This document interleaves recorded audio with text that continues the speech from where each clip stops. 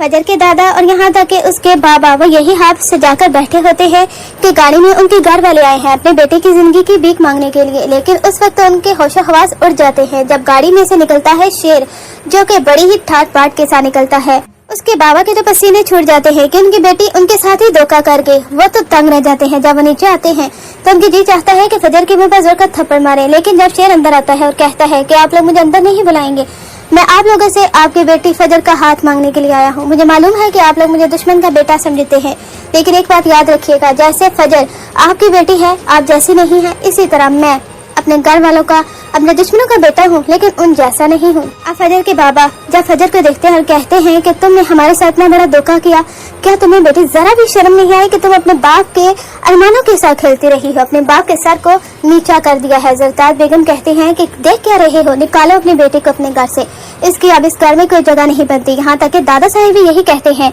कि तुम्हारी बेटी तो हमारे ही खिलाफ खड़ी हो गई है। जो दुश्मन हमारे खिलाफ थे, हमारी अपनी ही बेटी दुश्मनों के साथ खड़ी हो गई, हमारा सर नीचा कर दिया है तुम्हारी बेटी ने। अब फजर के बाबा वो फजर को धक्का देते हैं और उसे निकाल देते हैं। फजर जाकर टकराती है शेर के कंधे से। शेर कहता है क्या हो गया है आप सब लोगों को, क्या आप सब लोगों को इस चीज की परवाह नहीं है कि आपकी बेटी ने दुश्मन की बेटे की हिफाजत की है, सिर्फ और सिर्फ इसलिए कि इंसानियत का सबूत दिया है इसने। अगर ये चाहती तो मुझे मार डालती, लेकिन ये आप जैसी नहीं है। लेकिन उसका बाप कहता है कि मैं कुछ भी नहीं सुनना चाहता, फजर यहाँ से चली जाओ, आज के बाद हमारी बेटी हमारे लिए मर चुकी है। और आखिर फाइनली वो टीजर वाला सीन हो ही जाता है, जहाँ पर फजर के बाबा फजर को घर से निकाल देते हैं और शेर उसे गाड़ी में बिठाता है और वो उससे कहेगा कि आज के बाद तुम मेरी हिफाजत में रहोगी।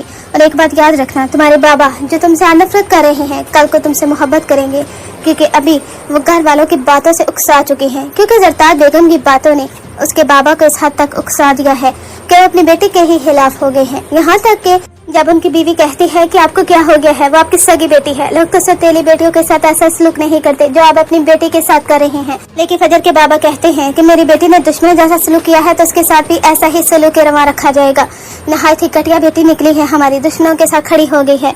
उनकी बीवी कहती है वो दुश्मनों के साथ खड़ी नहीं हुई, आप अपनी बेटी के हाथों को खून से रंगना चाह रहे थे। आप ये चाहते थे कि आपकी बेटी सारी जिंदगी के लिए सिगरेट में बैठ जाएगी।